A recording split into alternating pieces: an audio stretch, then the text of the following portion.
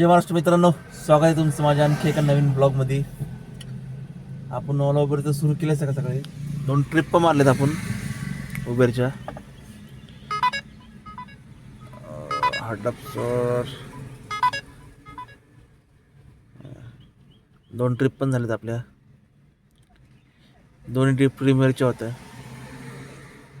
ही 15 मिनटाची होती, 7 किलोमीटर 186 रुपये भेटले आपल्याला.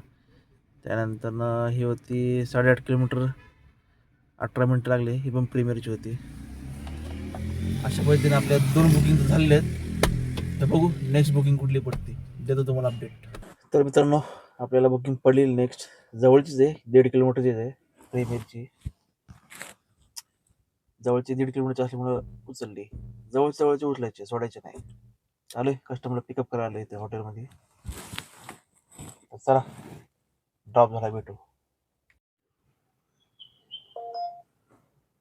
तर मित्रांनो, कस्टमरला घेतला आणि ह्या सोसायटीमध्ये सोडलं.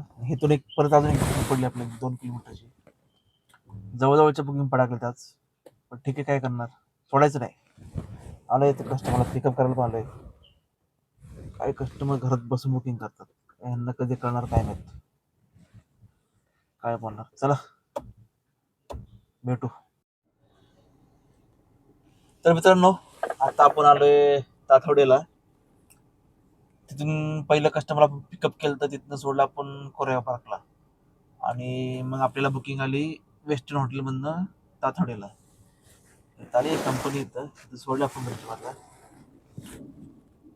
तर आपला इन्कम झालाय त्या आधीच्या बुकिंगची भेटलेली आपल्याला 181. त्यानंतर ताथवडेला आला, त्याची भेटली आपल्याला 443. तर तुम्हाला सांगतो मित्रांनो, काही जण म्हणतात शिकलेले हुकलेले असतात. ते खरी गोष्ट आहे. का का ते सांगतो तुम्हाला मी. कस्टमर होता आता, खोकलतोय, म्हणजे कॉमन सेन्स पाहिजे माणूस. आपण जर खोकलत असेल तर रुमाल लावावं, काहीतरी लावावं. म्हणजे शेवटी मी सांगितलं तेव्हा त्याने रुमाल फक्त धरला, परत काढला. काय म्हणते, शिकलेले हे हुकलेले असतात. कोणतरी म्हटलंय, ज्याने कोणी म्हटलं त्याने योग्य म्हटलंय. संगमवाडी. चला सांगतो कुठली बुकिंग पडते नेक्स्ट. तर मित्रांनो, तिथून पिकअप करून आपण आलो स्टेशनला, रेल्वे स्टेशनला. तर लगेच आपल्याला लेमन ट्रीवरनं आली 500ची बुकिंग. आज बुकिंग मस्त आहे आज. आता बघू, आता तर 12 वाजलेत, दुपारची सहसा बुकिंग नसतात. तर बघू नेक्स्ट बुकिंग कोणती पडते. आलो इथं सहसा. इथनं वाजेन का ना माहित नाही. आता बघू 5-10 मिनटं वाट बघू आपण. आता निघू इथनं. सहसा शक्यता मला कमी वाटते. तर बघा कोणती बुकिंग पडते. ऊन तर एवढं झालंय ना, म्हणजे एप्रिल मे मध्ये जसं ऊन असतं तसं ऊन झालं आता सध्याला. AC 2वर आणि 3वर ॲव्हरेज वाट लागणार आहे. उन्हाळ्यात ॲव्हरेजची वाट लागणार गाडीची. चला बघू कोणती बुकिंग पडते, सांगतो मला. तर मित्रांनो, निघू पुन्हा इथनं, कारण की इथनं काही बुकिंग वाजणार नाहीत. थांबून काय अर्थ नाही. जवळजवळ 15 मिनिटं तर मी थांबलोय. गो वगैरे तरी सगळं सुरू केलं, गो तरी सुद्धा वाजत नाही. इथनं बुकिंग वाजत नाहीत, काय करणार आता. चला पहिले आपण इथनं निघू.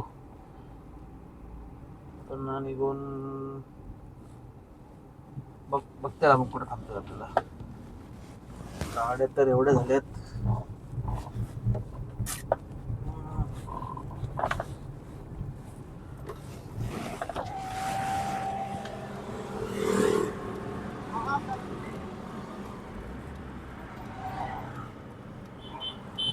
लोकांना जरा सुद्धा नाही बघा. मला घ्यायचं U-टर्न, कोण जाऊन देत नाही. असले तर लोक आहेत. एक गाडी गेल्यावर अख्खं ट्रॅफिक पूर्ण कमी होतं. नाही, ह्यांना जाऊन द्यायचं नाही. ज्याला त्याला पहिलंच पुढे जायचंय. त्याच्या नादात काय होतं की ट्रॅफिक होतं. गरमी भयंकर झाली. गरमीमुळं वाट लागली पूर्ण. CNG आहे थोडा जाऊ, CNG फरक नाही आपल्याला, कारण की गरमीमुळे AC 2 आणि 3 चालू असते. आत्ताशी 12 वाजले तरी सुद्धा, 12 साडे 12 वाजले आता सध्याला, तरी सुद्धा AC 2 3 सुरू आहे. आता तर म्हणजे दुपारचं तर खूप गरमी असते. बघू कुठं बुकिंग पडते. आता लोकेशन तर चेंज करावं लागतं. एकाच ठिकाणी जर थांबलं तर तुम्ही एक दीड 2 तास जागेवर थांबता. लोकेशन चेंज करावं लागतं. लोकल जर तुम्ही करत असाल बुकिंग ट्रिपा, तर तुम्हाला काही किलोमीटर तुम्हाला एमटी जाणंच आहे. असं नाही म्हणू शकत की तुम्ही ज्या ठिकाणी ड्रॉप केलाय तिथनं पडेल. हा, एरिया जर चांगला असेल तर तुम्हाला पडणार. एरिया जर चांगला असेल तर तुम्ही थांबून काहीच अर्थ नाही तुमच्या ह्याला. थांबून काय करणार? थांबून तुम्ही 1-2 तास थांबला तरी तुम्हाला बुकिंग नाही पडणार. त्यामुळं एरिया चेंज करा. मी पण थोडासा एरिया चेंज करते, बघू कुठली बुकिंग पडते, सांगतो, मला अपडेट देतो. तर मित्रांनो, जसं आपण लोकेशन चेंज केलं तसं आपल्याला बुकिंग पडली तातडीची. आणि म्हणजे फायदा कळाला तुम्हाला लोकेशन चेंज केल्याचा. तर ज्या सोसायटी आपण सोडलं तिथूनच आपल्याला परत बुकिंग आली हडसरची. ते पण आपण हे बघा मीटरने मागितलेलं आहे आणि कस्टमर रेडी झालेलं आहे. चला निघू. पैसे किंवा 30 किलोमीटर जवळजवळ किती 400 रुपये दाखवते. कसं जाणार? मीटर जिंदाबाद. चला कस्टमर पिकअप करू, निघू.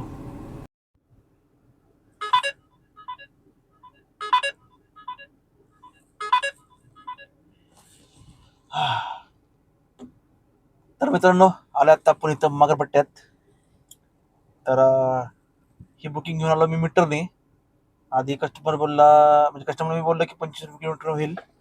कस्टमर आधी आग्रह होत नव्हतं. मग मी म्हटलं ठीक आहे 22 किलोमीटरने चालेल. म्हटलं 22 किलोमीटरने ॲग्री झाले. तुम्हाला दाखवतो, प्रूफ पण दाखवतो. असं नाही की उगाच मी बोलत नाही की मीटरने घेते वगैरे, प्रूफ सगळं दाखवतो. 30 किलोमीटर झालं तर 22 किलोमीटरने किती होते बघा तुम्ही, 660 रुपये होते. हे बघा, दिसलं? 660 रुपये. खोटं बोलायचं नाही, अजिबात खोटं बोलायचं नाही. मीटर म्हणजे मीटर, बस. चला आता थोडंसं पेटपूजा करू. आणि जवळजवळ किती वाजलेत? 2:30 वाजलेत. थोडं जेवण करू, बघू नंतर ना. या जेवायला तुम्ही पण. तर मित्रांनो, खर्डेतून आपण आता विमाननगरमध्ये आलोय. या ठिकाणी आलो विमाननगरमध्ये. जवळची बुक होती खर्डेतनं. त्याची आपल्याला किती भेटले? 147 रुपये भेटले आपल्याला. ओके, नको. 12 मिनिटाची राईड होती, 5 किलोमीटर होतं. चला बघू नेक्स्ट अपडेट तुम्हाला कोणती बुकिंग पडते.